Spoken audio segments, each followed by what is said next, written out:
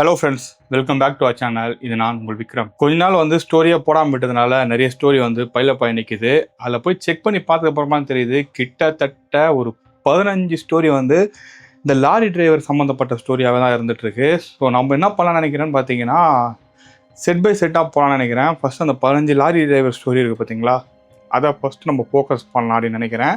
So இன்னிலேருந்து அது start ஆக போகுது. இதுக்கப்புறம் டெய்லி வந்து உங்களுக்கு வீடியோ வரும். ஸோ இப்பவும் கொடுக்குற சப்போர்ட்டை இப்பவும் கொடுங்க. ஓவராக தான் வீடியோக்குள்ளே போயிடலாம். ஜஸ்ட் ஒரு நாளைக்கு ஒரு பூமர் வாங்குற காசில் உங்களால் வெயிட் லாஸ் பண்ண முடியும்னு சொன்னால் கேட்கறதுக்கே ஷாக்கிங்காக இருக்குல்ல. நான் விக்ரம், ஒரு இன்டர்நேஷனல் சர்டிஃபைட் ஃபிட்னஸ் ட்ரைனர். அது மட்டும் கிடையாதுங்க, ஒரு நியூட்ரிஷன் எக்ஸ்பர்ட் கூட. கோர்ஸ் யாருக்கானதுன்னு பார்த்தீங்கன்னா, ஆல்ரெடி நீங்கள் வெயிட் லாஸ் பண்ண ட்ரை பண்ணியிருப்பீங்க, பட் ஆனால் ரிசல்ட் இருந்திருக்காது. சில பேர் வந்து வெயிட் லாஸ் பண்ணணும், பட் எப்படி பண்ணுறதுன்னு தெரியாமல் ஒரு கன்ஃபியூஷன் இருப்பீங்களே, உங்களுக்கான கோர்ஸ் தான் இது. ஸோ இந்த கோர்ஸை நீங்கள் என்ரோல் பண்ணணும்னு நினச்சின்னா கீழே டிஸ்கிரிப்ஷனில் லிங்க் கொடுத்துருக்கேன், அதில் போய் என்ரோல் பண்ணிக்கோங்க. அது மட்டும் கிடையாது, இந்த கோர்ஸ் முடிச்சதுக்கப்புறம் உங்களுக்கு கேலரி ட்ராக்கிங், அதுக்கப்புறம் வந்து பார்த்தீங்கன்னா மீல் ட்ராக்கிங், அப்புறம் சாம்பிள் டயட் பிளான்ஸ், இந்த மாதிரி நிறைய டூல்ஸ் வந்து உங்களுக்கு அவைலபிளாக இருக்கும். ஸோ இந்த டூல்ஸ் எல்லாம் நீங்கள் யூஸ் பண்ணி உங்களால் ஈஸியாக weight loss or fat loss பண்ண முடியும். இதுல ஒரு அடிஷனல் போனஸ் என்னன்னு பார்த்தீங்கன்னா, எவ்ரி மந்த் இல்லை ஒரு மாடியூலும் ஆட் பண்ண போகிறோம். ஸோ இந்த மாடியூல் எதை பற்றினது இருக்க போகுதுன்னு பார்த்தீங்கன்னா, பயோஹேக் பற்றி இருக்க போகுது. இந்த பயோஹேக்ன்றது என்னன்னா, நீங்கள் வெயிட் லாஸ் பண்ணுறீங்களா, அட் சேம் டைம் உங்கள் ஏஜையும் ரிவர்ஸ் பண்ண முடியும். விச் மீன்ஸ் உங்கள் மெட்டபாலிக் ஏஜை ரிவர்ஸ் பண்ண முடியும். அதை பற்றின கோர்ஸும் வந்து பார்த்தீங்கன்னா ஃபர்தர் ஆட் பண்ண போகிறோம். இது எல்லாமே ஜஸ்ட் நீங்கள் பே பண்ணுற இந்த காஸ்ட்லேயே தான் அடங்கும் போது ஃபர்தர் இந்த சார்ஜஸும் வாங்க போகிறதும் கிடையாது.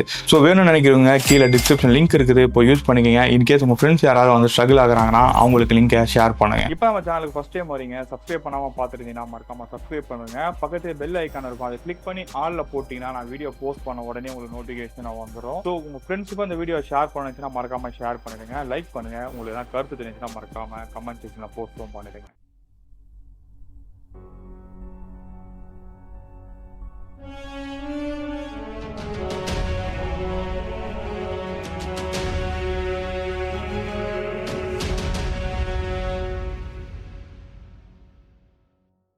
இன்னைக்கு நம்ம பார்க்க போகிற ஸ்டோரியை நம்ம கிட்ட ஷேர் பண்ண நேம் வந்து பார்த்தீங்கன்னா பிரபு.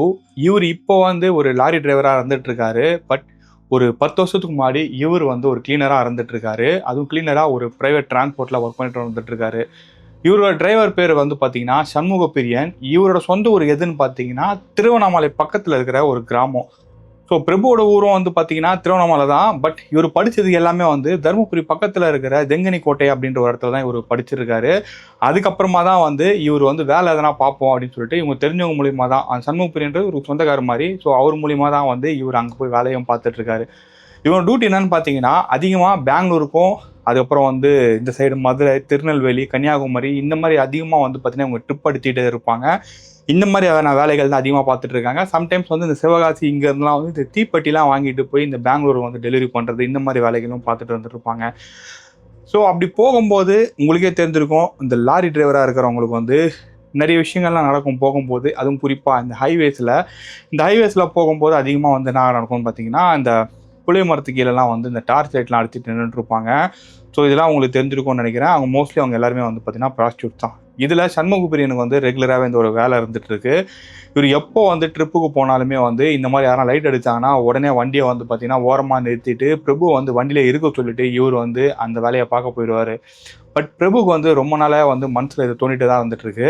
இவர் எப்போ பார்த்தாலும் இவர் மட்டும் தனியாக போகிறாரு, நம்மளுக்கும் வயசு ஆகுதுல்ல, நம்மளையும் ஒரு கண்டுக்க மாட்டேங்கிறாரு அப்படின்னு சொல்லிட்டு இவருக்கும் அது எண்ணம் தோணிருக்கு. பட் இதை வந்து இவர் ஓப்பனாக சண்முகப்பிரியன்கிட்ட கேட்க முடியல. அதுக்கு காரணம்னா அவர் சொந்தக்காரர் அப்படின்றதுனால, சொல்லப்போனால் இவருக்கு ஒரு மாமா முறை அப்படின்றதுனால இவரால் அதை போய் அவர்கிட்ட கேட்க முடியல. அப்படிதான் ஒரு நாள் ஆகுதுன்னு பார்த்தீங்கன்னா, இதே மாதிரி வந்து டார்ச் அடிச்சுட்டு இருந்திருக்காங்க. அந்த டைம் என்ன ஆகுதுன்னு பார்த்தீங்கன்னா, சண்முகப்பிரியனுக்கு வந்து வண்டி ஓட்ட முடியல, அவருக்கு ஜுரமும் வந்துடுது. ஸோ அப்பப்போ சண்முகப்பிரியன் என்ன செய்வாருன்னு பார்த்தீங்கன்னா, இவருக்கு லாரி வந்து அப்பப்போ ஓட்ட வந்து ட்ரைனிங்கும் கொடுத்துருக்காரு. அப்படி கொடுத்ததுனால இவர் பிரபுவால் நல்லாவே வண்டியும் ஓட்ட முடியும். அப்படி ஒரு வண்டி ஓட்டிட்டு போகும்போது என்ன நடக்குதுன்னு பார்த்தீங்கன்னா, அதே மாதிரி வந்து ஹைவேஸ் கீழே வந்து லைட் அடித்து நின்றுட்டு இருக்காங்க. இவர் பிரபுவும் பார்த்துடுறாரு, பார்த்தது சண்முகப்பிரியனையும் பார்க்குறாரு. சண்முகப்பிரியன் வந்து நல்லா தூங்கிட்டு இருந்திருக்காரு. அவர் எழுப்பி பார்க்குறாரு, அவர் ஏந்திரிக்கவே இல்லை. அந்தளவுக்கு ஒரு ஜுரமும் அடிச்சிட்டு இருந்ததுனால அவரை ஏந்திரிக்க முடியாமல் போகுது. ஸோ பிரபு வந்து என்ன செய்கிறாருன்னு பார்த்தீங்கன்னா, இந்த ஆப்பர்ச்சுனிட்டியை வந்து பயன்படுத்திட்டு அவங்க கூட போயிட்டு என்ன வேலை பண்ணணுமோ அதை பண்ணி முடிச்சுட்டு வந்து வண்டியும் எடுத்துடுறாரு. ஸோ வண்டி எடுத்துகிட்டு கொஞ்ச தூரம் போயிட்டுருக்காரு. அப்படி போயிட்டு இருக்கும்போது ஆகுதுன்னு பார்த்தீங்கன்னா, திடீர்னு வந்து வண்டிக்குள்ளே யாரோ உருமுறை மாதிரி சத்தமும் கேட்குது. ஆனால் அது வண்டியில் உருமுறை மாதிரி சத்தம் கேட்குதுன்னு சொல்லிட்டு ஒரு மாமா தான் கொரட்டை விடுறாரான்னு சொல்லிட்டு திரும்பி வந்து மாமான்னு சொல்லிட்டு திரும்பி அவரை பார்க்குறாரு. பார்த்தா அவர் வந்து பார்த்தீங்கன்னா நல்லா தான் தூங்கிட்டு இருக்காரு. ஆனால் இவர் வண்டி ஓட்டும்போது மடியம் வந்து வண்டிக்குள்ளே யாரோ உருமுறமாக சத்தம் கேட்குது. ஏன்னா அது வண்டியில் யாரோ உருமுறமாக சத்தம் கேட்குதுன்னு சொல்லிட்டு ஒரு மடியம் பார்க்குறாரு. பார்த்ததுக்கு அப்புறமா தெரியுது இவருக்கு கரெக்டாக இவருக்கு பின்னாடி இந்த டிரைவர் சீட்டுக்கு பின்னாடி வந்து பார்த்தீங்கன்னா இந்த கிளீனருங்க டிரைவருங்கெல்லாம் வந்து ரெஸ்ட் எடுக்கிறதுமா ஒரு பெஞ்ச் மாதிரி போட்டிருப்பாங்க. அதில் நல்லாவே ஒரு 6 அடி இருக்கிறவங்க நல்லாவே படுத்து தூங்கலாம், சௌரியமாக தூங்கலாம், அந்த மாதிரி தான் இருக்கும். பட் இவங்க வண்டியில் வந்து பார்த்தீங்கன்னா இன்னும் வந்து 2 பேர் படுக்கிற மாதிரி நல்லாவே இருந்துட்டு இருக்கும். அந்த இடத்துல வந்து சண்முகப்பிரியன் படுத்துட்டு இருக்கார்ல, அவர் பக்கத்தில் யாரோ ஒருத்தர் படுத்துட்டு இருக்கிற மாதிரி பிரபுவுக்கும் தெரியுது. அப்படி தெரிஞ்சோன்னா பிரபு என்ன செய்யறாருன்னா வண்டியை ஓரம் நிறுத்திட்டு அந்த உள்ள யார் தான் படுத்துட்டு இருக்கான்னு சொல்லிட்டு லைட் அடிச்சு பார்க்குறாரு. பார்த்தா அந்த இடத்துல யாருமே இல்லை. என்னடா அது யாரோ படுத்துட்டு இருந்த மாதிரி இருந்துச்சு, நம்ம லைட் அடிச்சு பார்த்தா எதுவுமே தெரிய மாட்டேங்குது, ஒருவேளை நம்மளுக்கு தெரியாம மாமா ஏதோ பண்ணுறாரோ அப்படின்னு சொல்லிட்டு பிரபுவும் அது பெருசாக கண்டுக்கல. வண்டி எடுத்து வந்துட்டு இருக்காரு. கரெக்டாக வண்டி எங்கே வந்துட்டு இருக்குன்னு பார்த்தீங்கன்னா திருச்சியிலேருந்து திண்டுக்கல்ல இருந்து திருச்சி வர அந்த ரோடு இருக்குது பார்த்தீங்களா, அந்த ரோட்டில் வந்துட்டு இருக்கு. ஏன்னா இவங்க வந்து கொடைக்கானல் போயிட்டு கொடைக்கானல் திரும்பி வந்துட்டு இருக்காங்க. அங்கே வந்து ஒரு ரெசார்ட்டுக்கு வந்து தேவையான பொருட்கள் எல்லாமே வந்து இவங்க ஏற்றிட்டு போய் டெலிவரி பண்ணி அங்கேருந்து வந்துட்டு இருக்காங்க. ஸோ அப்படி வந்துட்டு இருக்கும்போது இவங்க திருச்சி வரணும், திருச்சியில் மறுபடியும் அந்த திங்ஸ்லாம் ஏற்றிட்டு மறுபடியும் அங்கே போகணும். ஸோ அப்படி போகும்போது என்ன ஆகுதுன்னு பார்த்தீங்கன்னா அந்த திருச்சியில் திண்டுக்கல்லேருந்து திருச்சி வர அந்த பைபாஸ் இருக்குது பார்த்தீங்களா, அந்த பைபாஸில் வந்து ஒரு இடத்துல வந்து பார்த்தீங்கன்னா வண்டி திடீர்னு வந்து ஆஃப் ஆகிற மாதிரி ஆகுது. இவருக்கு வந்து வண்டி ஓட தெரியும், பட் மெக்கானிக்கல் வேலை எதுவுமே அவருக்கு தெரியாது. ஸோ வண்டியில் டீசல் இருக்கான்னு பார்க்குறேன், வண்டியில் டீசல் ஆல்ரெடி வந்து ஃபுல்லாக தான் இருக்குது. பட் எப்படி வந்து இது மாதிரி ஆகுது அப்படின்னு சொல்லிட்டு இவரும் யோசிக்கிறாரு. யோசிச்சுட்டு இவருக்கு தெரிஞ்ச எல்லாத்தையும் பார்க்குறாரு. போய் மறுபடியும் மாமா எழுப்புன்னு சொல்லிட்டு அவங்க மாமாவை வந்து எழுப்பி பார்க்குறாரு. மாமா சுத்தமாக ஏந்திரிக்கவே இல்லை. இப்போ வர எதனா வண்டி லாரி எதனா வந்துச்சுன்னா கை போடுவோம், கை போட்டுட்டு அவங்க கிட்ட ஹெல்ப் கேட்போம் அப்படின்னு சொல்லிட்டு இவர் வந்து ரோட்லேயே நின்றுட்டு இருக்காரு. அப்போது எதிர்க்க வந்து ஒரு லாரியும் வருது. லாரி வந்ததுக்கப்புறம் அந்த லாரியை வந்து கை போட்டு நிறுத்துறாரு. நிறுத்தவொன்னே என்ன ஆச்சுப்பான்னு கேட்குறாங்க. இந்த மாதிரி வண்டி ஸ்டார்ட் ஆகலைண்ணே, டிரைவருக்கு உடம்பு முடியல, அவர் தூங்கிட்டு இருக்காரு, அவர் எழுப்பலாம் ஏந்திரிக்க மாட்டேங்கிறாரு அப்படின்னு சொல்லிட்டு அந்த டிரைவர்கிட்ட சொன்னோடனே அவரும் அந்த வண்டியில் இருக்கிற கிளீனர் 2 பேர் இருக்காங்க அந்த வண்டியில். அவங்க 2 பேருமே இறங்கி என்ன செய்கிறாங்கன்னு பார்த்தீங்கன்னா அந்த வண்டியில் என்ன பிரச்சனைன்னு சொல்லி பார்க்குறாங்க. பார்த்தோன்னே தம்பி இது ஒன்றும் பெரிய பிரச்சனைலாம் கிடையாதுப்பா, அப்பப்போ வந்து இந்த வண்டியில் மாதிரி பிரச்சனைலாம் வரும்னு சொல்லிட்டு அந்த அந்த வண்டியில் வந்து பார்த்தீங்கன்னா அப்போ ஏர்லாக் ஏதோ ஆயிருக்கு. ஸோ அதை வந்து அவங்க சரி பண்ணி வர்றாங்க. அந்த டீசல் பம்பில் ஒரு பிரச்சனை வருமா, அந்த பிரச்சனையை வந்து அவங்க சரி பண்ணி வர்றாங்க. சரி பண்ண ரொம்ப நன்றிண்ணே அப்படின்னு சொல்லிட்டு அவரும் சொல்கிறவனே இவங்க எல்லாம் கிளம்புறாங்க. அப்படி கிளம்பும்போது அவர் என்ன பண்ணுறாருன்னு பார்த்தீங்கன்னா வண்டி ஏறுறாரு. வண்டி ஏறும்போது திரும்பி இவரை பார்க்குறாரு. எப்படின்னா வண்டி நிற்கிது, இந்த பக்கம் தான் போய் ஏறணும், ஏன்னா ரோடுன்றதுனால எதிர்க்க வர வண்டி எதனா அடிச்சிடணும்னு சொல்லிட்டு இவர் என்ன பண்ணுறாருன்னா அந்த கிளீனர் ஏறி ஏறுவாங்கல்ல அந்த வழியாக தான் அந்த டிரைவரும் ஏறி இருக்காரு. ஸோ அப்படி ஏறும்போது வந்து இந்த பையனை பார்த்து யாரை பிரபுவை பார்த்து அவர் கை காட்டியிருக்காரு. போயிட்டு வரம்பான்னு சொல்லிட்டு கை காட்டும் போது அவர் கண் எங்கே போகுதுன்னு பார்த்தீங்கன்னா அந்த லாரி மேலே தான் போகுது. இப்படி போன உடனே அதிர்ச்சியானவர் வந்து உடனே அங்கே இறங்கி வேகமாக பிரபு கிட்ட வராரு. தம்பிங்க நிற்காத, உடனே வான்னு சொல்லிட்டு பிரபுவை கூப்பிட்றாரு. கூப்பிட்டுட்டு இந்த மாதிரி உங்கள் வண்டியில் வந்து உங்கள் மாமா மட்டும் தான் இருக்கிறான்னு சொன்னேன், உங்கள் மாமா மட்டும் கிடையாது, வேறு யாரோ இருக்கிறாங்க, அது என்னன்றதை பாரு அப்படின்னு சொல்லிட்டு அந்த டிரைவரும் சொல்கிறாரு. அப்போ வந்து பிரபு நான் சொன்னேன், இல்லை எங்கள் மாமா மட்டும் தான் இருக்கு. இல்லை இது உனக்கு புரியாத விஷயம், உங்கள் மாமா வந்து எப்படியாவது எழுப்பி உங்கள் மாமா எப்படியாவது எழுப்பி வெளியில் கொண்டு வந்துரு, லாரியில் பிரச்சனை இருக்குதுன்னு சொல்லிட்டு அந்த டிரைவர் என்ன செய்கிறாருன்னு பார்த்தீங்கன்னா அங்கேருந்து கிளம்பியும் போயிடுறாரு. பிரபுவுக்கு வந்து புரியல, என்னடா இது ஏதோ பிரச்சனை இருக்குன்னு சொல்கிறாங்க, நம்மளுக்கு எதுவுமே புரியலையே அப்படின்னு சொல்லிட்டு இவரும் பொறுமையாக அங்கேருந்து வண்டி எடுத்துகிட்டு பொறுமையாக தான் வந்துட்டு இருக்காரு. அப்படி வந்துட்டு இருக்கும்போது என்ன நடக்குதுன்னு பார்த்தீங்கன்னா பிரபுக்கு கழுத்துக்கு பின்னாடி யாரோ கை வச்சு அமுக்கிற மாதிரி பிரபுக்கு ஒரு ஃபீலிங் ஆகுது. என்னடா அது ஏதோ ஒரு மாதிரி ஆகுதுன்னு சொல்லிட்டு இவரும் பொறுமையாக வந்து ஓட்டிகிட்டு வந்துட்டு இருக்காரு. அவர் மாமா தான் ஏதோ பண்ணுறாரு போல அப்படின்னு நினச்சிட்டு இருக்காரு. பட் மறுபடியும் கொஞ்சம் வரும்போது மறுபடியும் வண்டிக்குள்ளே வந்து பார்த்தீங்கன்னா ஆக்ரோஷமாக ஒருத்தவங்க உருமுனை அப்படி இருக்குமோ அந்த மாதிரி உருமுனை சத்தம் கேட்குது. எங்கேருந்து நான் சத்தம் வருதுன்னு சொல்லி அவர் திரும்பி பார்க்குறாரு. திரும்பி பார்த்தா அவங்க மாமா கிட்ட தான் சத்தமும் வருது. அந்த டைம் அவங்க மாமா முகத்தை பார்க்குறாரு. முகத்தை பார்த்தா ஃபுல்லாக வந்து இந்த கறி எடுத்து முகத்தில் பூசினா எப்படி இருக்குமோ கிட்டத்தட்ட அவர் முகம் அந்த மாதிரி தான் இருந்துகிட்ருக்கு. இதை பார்த்தோன்னே பிரபு வந்து ஷாக்காகி வண்டியை ஓரஞ்சிடுறாரு. மாமா ஏந்திரி மாமா, என்ன மாமா ஆச்சு உனக்குன்னு சொல்லிட்டு மாமா எவ்வளோ ட்ரை பண்ணுற எழுப்புறதுக்கு மாமா ஏந்திரிக்கவே இல்லை. ஒரு கடத்தில் அவர் என்ன செய்கிறாருன்னு பார்த்தீங்கன்னா வண்டியை ஓட்டி திருச்சியை வந்துடுறாரு. திருச்சி வந்துட்டு அங்கே இருக்கிற டாக்டருங்கிட்ட போயிட்டு கவர்மெண்ட் ஹாஸ்பிட்டல் போய் டாக்டர் என்னமா மாமா அது மாதிரி ஆயிடுச்சு என்னன்னு தெரியல அப்படின்னு சொன்னோடனே அவங்க வந்து பார்த்தீங்கன்னா அந்த பிளட் டெஸ்ட் எல்லாமே எடுக்கணும்னு சொல்கிறாங்க. இம்யூனிட்டி எல்லாமே நடந்து ட்ரீட்மெண்ட் பார்க்குறாங்க. இது நார்மலான ஒரு ஜுரம் தான், கொசு மூலியமாக பரவக்கூடியது, நீங்கள் அதிகமாக காட்டு பகுதியில் ட்ராவல் பண்ணாங்க ஏதோ ஒரு கொசு கடிச்சிருக்கு அதனால அப்படி ஆகும். அப்போ ஏன் இந்த மாதிரி தோல் அப்படி ஆகுதுன்னா சில சமயத்தில் அப்படி ஆகும்பா, சில விஷ கொசுலாம் இருக்குது காட்டுக்குள்ளே, அதெல்லாம் கடிச்சா மாதிரி ஆகும், அது ஒன்றும் பெரிய பிரச்சனை இல்லை, மருந்து மாத்திரலாம் கொடுத்துருக்கேன், அதெல்லாம் வந்து கொடுங்க அவருக்கு சரியாக போயிடும் அப்படின்னு சொல்லிட்டு அதுக்கு முன்னாடி வந்து அவர் கொஞ்சம் நேரம் ரெஸ்ட் எடுக்கணும், இங்கே ரெஸ்ட் எடுத்தனால கண்ணு முழிச்சுட்டு சொன்னோடனே அவர் என்ன பண்ணார் பிரபு அந்த வண்டியை மாமா அங்கேயே விட்டுட்டு அங்கேருந்து வண்டி எடுத்துகிட்டு போய் என்ன செய்கிறாருன்னு பார்த்தீங்கன்னா அந்த லோடு ஏற்ற இடத்துல போய் வண்டியை விட்டுறாரு. வண்டியை விட்டுட்டு அங்கே இருக்கிறவங்ககிட்டே பேசி இந்த மாதிரி மாமாவுக்கு உடம்பு சரியில்லை, அவர் ஹாஸ்பிட்டல் அட்மிட் பண்ணியிருக்கேன், ஸோ நீங்கள் லோடு ஏற்றி முடியதுக்குள்ளே மாமாவுக்கு சரியாயிடும், நான் அவர் கூப்பிட்டு வந்துடுறேன், கொஞ்சம் வண்டி மட்டும் கொடுங்களேன்னு சொல்லிட்டு அவர் பிரபு என்ன பண்ணனா வண்டி வாங்கி மாமா கிட்ட கூப்பிட்டு போயிடுறாரு. மாமா ஹாஸ்பிட்டல் இருக்காருல அங்கே போகிறாரு. ஸோ அங்கே போய் வெயிட் பண்ணுறாரு. மாமா வந்து கொஞ்ச நேரம் கண்ணு முழிச்சிடுறாரு. கண்ணு முழிச்சோடனே பிரபு வந்து இந்த மாதிரி வரவில்லை, இப்படிலாம் ஆயிடுச்சு, நீ ஏன் மாமா அப்படி உருமுன, எனக்கே பயந்துட்டேன் அப்படி இப்படின்னு சொல்லிட்டு பிரபு வந்து பார்த்தீங்கன்னா அவர் சண்முகிட்ட சொல்லிட்டு இருக்காரு. அப்போ வந்து பிரபுவை பார்த்து ஒரு வார்த்தை கேட்குறாரு, நீ வர வழியில் வண்டி அங்கே நான் நிறுத்தினியா அப்படின்னு சொல்லி கேட்குறாரு. இல்லையா மாமா, நான் எங்கேயும் நிறுத்தலை, வண்டி ஒரு இடத்துல ரொம்ப வண்டி ஸ்டார்ட் ஆகாமல் போச்சு, அதுவும் அந்த டோல் பிளாசா கிட்ட தான் நான் வண்டி நிறுத்தினேன் அப்படின்னு சொல்லிட்டு சொல்கிறாரு. இல்லை அதுக்கு முன்னாடி வரங்கன்னா வண்டி நிறுத்தினியா அப்படின்னு சொல்லி கேட்குறாரு. இல்லையா மாமா, எங்கேயும் நிறுத்தலை வண்டி அப்படின்னோடனே, ஒழுங்காக சொல்கிறா, பொய் சொல்லாமல் சொல்லு அப்படின்னு சொல்லி கேட்டோடனே தான் அப்போ ஒரு விஷயத்த சொல்கிறாரு. ஆமாம், இந்த மாதிரி ஒரு இடத்துல நிறுத்தினேன். எதுக்கு நான் நிறுத்தினேன் கேட்டோன்னே, அதில் லைட் அடிச்சிட்டு இருந்தாங்க. லைட் அடிச்சா உனக்கு என்னடா பிரச்சனை, ஏன் நிறுத்தினா அப்படின்னு கேட்டோன்னே, இல்லை மாமா எப்போவுமே நீ தான் பண்ணிட்டுருக்க, எனக்கும் ஆசை இருக்காதா அப்படின்னு சொல்லிட்டு ஒரு பிரபு சொல்கிறாரு.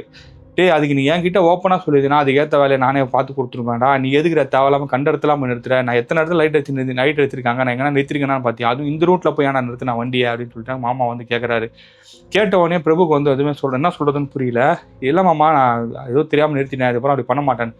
டே ஜெயிச்சுன்னு அப்படி பண்ணாது, அதனால தான் இவ்வளோ பிரச்சனை, எனக்கு கனவுல என்னென்னோ வந்துச்சு அப்படின்னு சொன்னோடனே தான் பிரபு வந்து கேட்குறாரு, என்ன வந்துச்சு உனக்கு கனவுலன்னு கேட்டோடனே, அந்த இடத்துல வந்து பல வருஷத்துக்கு முன்னாடி சண்முகப்பிரியன் டிரைவராக ஸ்டார்டிங்கில் போன டைமில் வந்து அவர் கூட எப்பவுமே ஒரு கிளீனர் வருவார். ஆனால் அப்போ கிளீனர் வராத காலகட்டத்தில் வந்து இவர் போயிருக்காரு.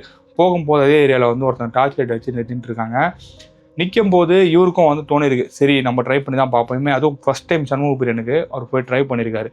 அப்படி ட்ரை பண்ணும்போது அவங்க 2 பேருமே வந்து இருந்த இடம் எதுன்னு பார்த்தீங்கன்னா, அது சுடுகாடுன்னு சொல்ல முடியாது.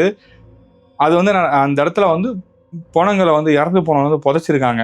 அது வந்து எப்படி சொல்கிறதுனா, அந்த ஊரில் இருக்க பழங்குடி மக்கள் இந்த மாதிரிலாம் இருப்பாங்கள்ல, அவங்க யாரும் இறந்துட்டாங்கன்னா அங்கே புதைக்கிறது, இந்த மாதிரி விஷயங்கள்லாம் நடக்கும். இவங்க 2 பேருமே உடல் உறவு வச்சுக்கிட்டு இடம் எதுன்னு பார்த்தீங்கன்னா, ஒருத்தன் இறந்து போன சமாதி மேலே தான் வந்து இவங்க அதை வேலையும் பார்த்துருக்காங்க. அப்படி பார்த்ததுக்கு அப்புறம் வந்து இவருக்கு நிறைய விஷயங்கள் நடந்திருக்கு. அதை சொல்லப்போனால் இவர் யார் கூட இருந்தாரோ அவங்க ஒரு வாரத்தில் அங்கே இறந்தும் போயிருக்காங்க. இவருக்கு அது தெரியாது, பல நாள் கழிச்சு தான் தெரிய வந்திருக்கு. தெரிய வந்ததுக்கப்புறம் இவர் அது என்ன அப்படின்னு சொல்லிட்டு பெருசாக எடுத்துக்கல, அப்படியே விட்டுருக்காரு. ஆனால் மறுபடியும் அதே ரூட்டுக்கு தான் போக வேண்டிய வேலையும் வந்திருக்கு. அப்படி போயிட்டு வரும்போது தான் வந்து இப்படி இறந்து போயிட்டு தான் சொன்ன பொண்ணு வந்து கை காட்டிருக்கு. கை காட்டினோடனே, என்னடா அந்த பொண்ணு இறந்து போச்சுன்னு சொன்னாங்க, ஆனால் கை காட்டுது, ஒரு நாள் நம்மகிட்ட வேணா பொய் சொல்லிடுவான் போல அப்படின்னு சொல்லிட்டு அந்த பொண்ணை வந்து ஒரு வண்டியிலையும் ஏற்றிக்கிறாரு. வண்டியில் ஏற்றுனது என்ன சொல்கிறான்னா, இந்த இடத்துல வேணா கொஞ்சம் முன்னாடி போயிடலாமா அப்படின்னு சொல்லி கேட்குறாரு. அந்த பொண்ணும் சரின்னு சொல்லியிருக்காங்க. அவங்க 2 பேரும் கொஞ்சம் முன்னாடி போயிருக்காங்க. ஒரு இடத்துல சின்னதாக ஒரு ஓடம் மாதிரி போயிருக்கு. அது பக்கத்தில் வந்து ஒரு சதுப்பு நிலம் மாதிரி இருந்திருக்கு. அந்த இடத்துக்கு போகலாம் அப்படின்னு சொல்லி போயிருக்காங்க. அங்கே போய் உள்ளே போக போக வந்து பார்த்தீங்கன்னா, கொஞ்ச நேரத்துலேயே இவருக்கு ஒரு விஷயம் தெரிய வருது. நம்மளுக்கு ஏதோ நடக்க போகுது அப்படின்ற மாதிரி ஒரு உள்ளுணர்வு சொல்லியிருக்கு. இவர் பேசிட்டு வரும்போது அந்த பொண்ணு எதுவும் பேச மாட்டேதுன்னு சொல்லி ஒரு திரும்பி பார்க்குறாரு. திரும்பி பார்த்தா அந்த பொண்ணோட முகம் பாதி சரிஞ்ச மாதிரி இருக்குது. அது சேர்த்த மாதிரி கையில் வந்து பார்த்தீங்கன்னா பயங்கரமாக அடி, கால் அடி அந்த மாதிரிலாம் போட்டு உடம்புல இருக்க துணி எல்லாமே அங்கங்கே கிழிஞ்சு போன மாதிரி ரொம்ப கொடூரமான ஒரு முறையில் வந்து அந்த பொண்ணு யாரோ கொலை பண்ணால் எப்படி இருக்குமோ அந்த மாதிரி இருந்திருக்கு.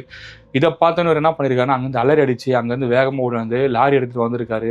அதே உருவத்தில் அந்த பொண்ணு பின்னாடி வந்து ஒரு லாரியை துரத்தியும் வந்திருக்கு. அதுக்கப்புறம் அந்த ரூட்டில் யார் டார்ச் லைட் அடித்தாலுமே ஒரு வண்டி நிறுத்தது கிடையாது. சொல்லப்போனால் அந்த இடத்துக்கு வரும்போது ஒரு வேகமாக வண்டி எடுத்துகிட்டு வந்துடுவாராம். இன்றைக்கும் அப்படி தான் நினச்சிருக்காரு. பட் எதிர்பாராத விதமாக இவருக்கு ஜுரம் வந்ததுனால இவரால் அந்த போய் பண்ண முடியல. சரி, இவங்ககிட்ட சொன்னால் அவன் பயந்துட போகிறான், இவன் அந்த மாதிரி பையன் கிடையாது, வண்டியில் நிறுத்த மாட்டான் அப்படின்னு நினச்சான். பட் இவன் வண்டி நிறுத்திருக்கானே அப்படின்னு சொல்லிட்டு ஒரு மனசில் யோசிச்சிருக்காரு. ஸோ இந்த வண்டி நிறுத்தினது எல்லாமே இவருக்கு கனவு வந்த மாதிரி இருந்துருக்கு. அட் சேம் டைம் அங்கே இறந்து போன அந்த பொண்ணோட ஆன்மா வந்து இவர் லாரியில் வரும்போது இவர் கூட உடல் உறவு வச்சிருக்கு. அது எல்லாமே இவருக்கு கனவு நடந்த மாதிரி தான் இருந்திருக்கு.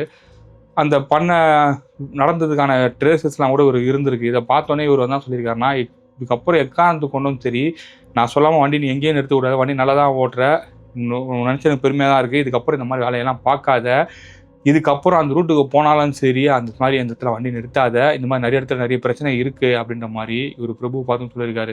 அதுக்கப்புறம் பிரபு வண்டி ஓட ஆரம்பிச்சு இது வரைக்கும் 10 வருஷம் ஆயிடுச்சு. இது வரைக்கும் அந்த ரூட்டில் போனால் கூட சரி அந்த இடத்துல வண்டி நிறுத்தது கிடையாது. யார் டார்ச் எடுத்தாலும் சரி வண்டி நிறுத்தது கிடையாது. ஆனால் இதுக்கப்புறமே வந்து பிரபுக்கு ஒரு சம்பவம் நடந்திருக்கு. அது ரொம்ப உக்கிரமான ஒரு சம்பவமாக நடந்திருக்கு. இதனால் பிரபு கோமாக்கே போனதாகவும் நம்மக்கிட்ட சொல்லியிருக்காரு. அது இந்த வீடியோவில் நம்ம பார்த்தா நல்லா இருக்காது. ஏன்னா அது இன்னும் கொஞ்சம் லென்த்தியான வீடியோ. அது இந்த வீடியோவில் போட்டால் ரொம்ப லென்த்தியாக இருக்கேன்னு சொல்லிட்டு பார்க்காம போகிறதுக்கும் வாய்ப்புகள் இருக்குது.